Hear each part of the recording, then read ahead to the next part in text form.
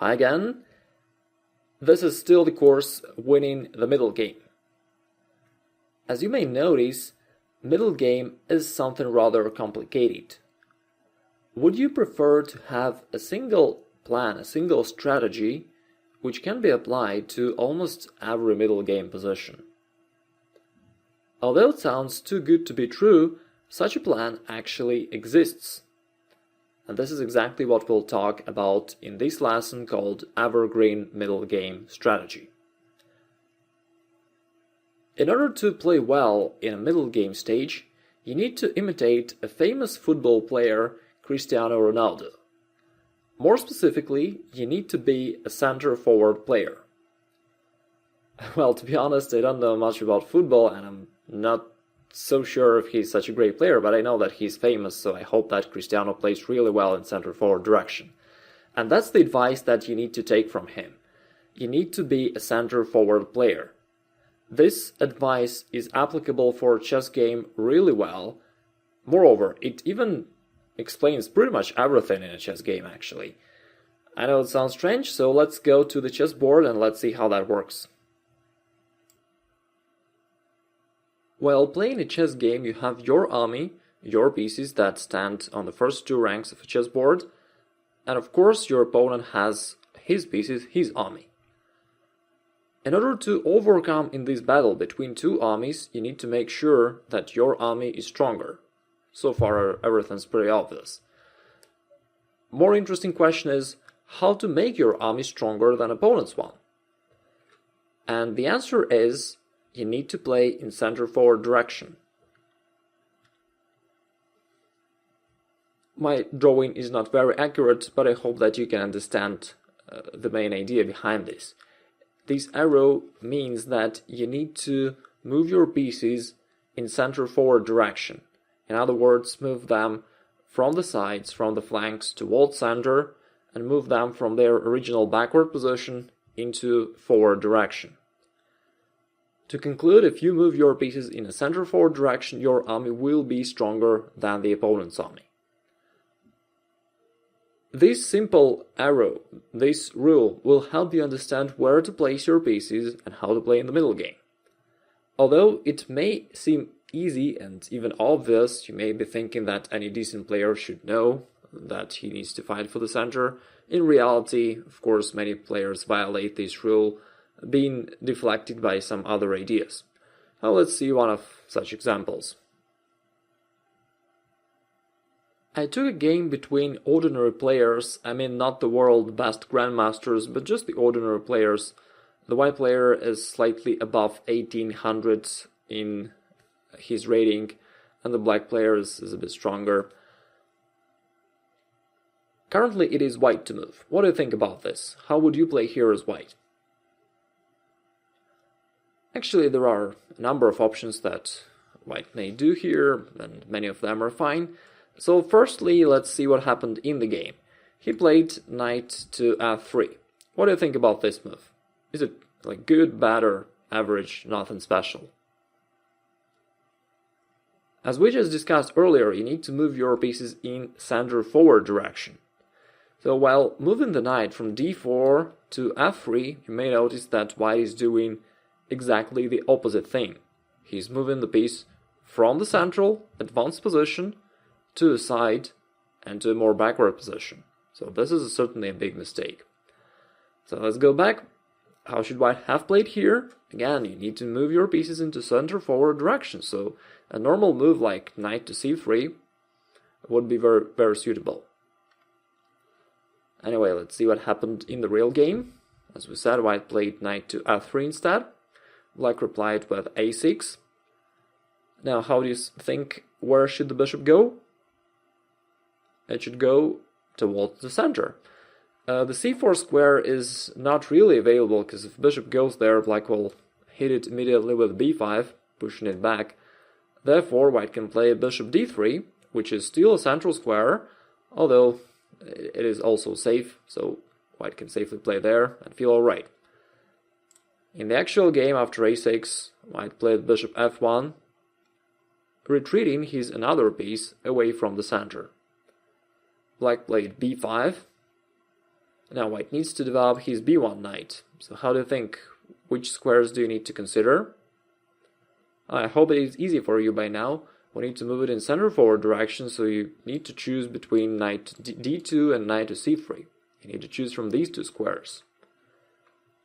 In the actual game, however, he played knight a3, which is a move on the side, which is a big mistake.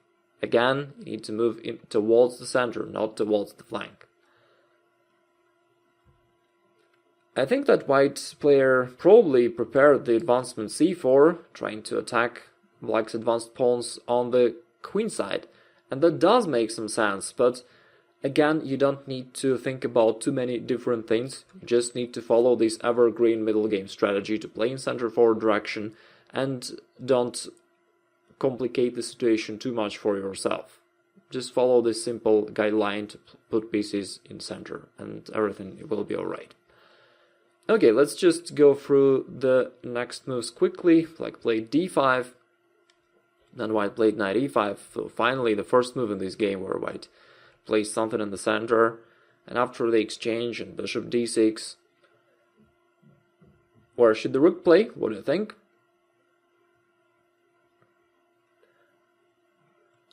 Well, I don't think I need to repeat this once again, but still, we need to keep pieces in the center. So the rook should go back along the e-file. In the actual game, white played rook g5. Maybe he was going to keep the pressure or attack black's king, maybe attack black's central pawn. But anyway, that just doesn't work. Black played h6, and now this rook has no square to escape actually. So white traded off the bishop and took the pawn on d5. Black replied bishop e5, taking white's rook on a1. So white has to remove it somewhere, then bishop e6. As you can see, unlike white, black concentrates his pieces in the center. White retreated with the rook d3, and then black played queen f4, threatening mate. Protected the king, and then queen b4, attacking that knight, which stuck on a3, and as you can see, it's totally out of game. It has no squares where to go, and for now, white is losing exactly because of this knight. So it cannot be protected. If white protects the knight by playing queen c1, which is the only move, black can attack it once again with bishop d6, and now there is no defense. So it is resignable for white, and he lost the game soon. Actually, just to illustrate how bad the white's position is, in this position, in addition to bishop d6, black can just do a move like bishop c3, just to fix the awkward positions of white's pieces. And for now, the knight has no squares to go, the rook has no squares, the queen has to protect the knight, and therefore you can see that white's position is totally cramped and totally hopeless. This happened because he moved his pieces on the flanks instead of focusing them in the center. Once again, the white player is 1800 rated player, though he's supposed to be a decent player and know the basic chess rules. Is that right? You can see that in reality it doesn't happen at all. Throughout the whole game he just violated this rule almost by his every move. And of course it's not that this particular player is that bad. If we analyze the games of almost any other player, you will find that they violate this easy rule very, very often. So I hope that you will remember it now, will play it in your games accordingly, and will enjoy nice victories. Here's another game played in the previous century, yet it is a very instructive example. Let me ask you the question here. How do you think, what should be the white's plan in this position? In fact, it's not so easy to answer that question. You know that generally you need to attack either opponent's king or his pawns. But in the current position, it's not that easy to figure out how white can realize either of these plans. So you may have some doubts. And for such situations, you can apply the evergreen middle game strategy to play in center forward direction. As we discussed, in order to accomplish any plan, you need to make sure that your army is stronger than the opponent's army. And therefore, placing your pieces in center forward direction is a required and totally necessary preparatory stage before you can go to realize any other plan. So that's what white did here. He just started to place his pieces in the center. He played bishop d3, and then after queen to c5, rook to e1. As you can see, he focuses all of his pieces towards the center, and now he moved his rook from the side position into the center. Black played queen c7, and white just continued to occupy the central squares. He played knight e5. As you may see here, there is no big idea behind all of the white's moves. I mean, there is no real plan behind all those moves. It's not that he's attacking a certain specific weakness or a certain specific target. He's just centralizing his forces. And that's very good to follow this strategy when you're not sure what to do in the middle game. Black played rook e8, white played king b1. It's just to secure the king position, because in the past there was this opposition of black's queen and white's king, which may be dangerous. Black played knight f8, and white continued to occupy central squares by playing c5. Now he's getting control over the d6 square, where he can place one of his pieces in the future. For instance, maybe if white removes the bishop, the rook can occupy this square and strengthen white's control over the central squares further. Black played f6 to kick off the knight, but it can now reposition to d6, which is even greater than its previous position. Black played rook e7, and now white played f4. Once again, just pay attention to the fact that all of the white's moves and all of his pieces are standing in the center and looking towards the center.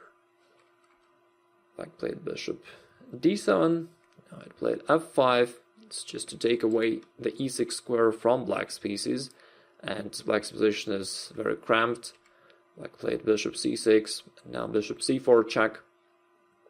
Now all of the white's positions of his pieces are just excellent. All of them are standing on the central squares, the two rooks are standing on the central lines and very active. The knight on the d6 is just superb piece, it dominates the whole position, and all of the white's pieces are very, very active and totally dominating the position. And only by this point, when white got this total domination of his pieces, when white's army is much stronger than black's army, only now white really started to realize his middle game plan. He started attack of black's king. White played g4.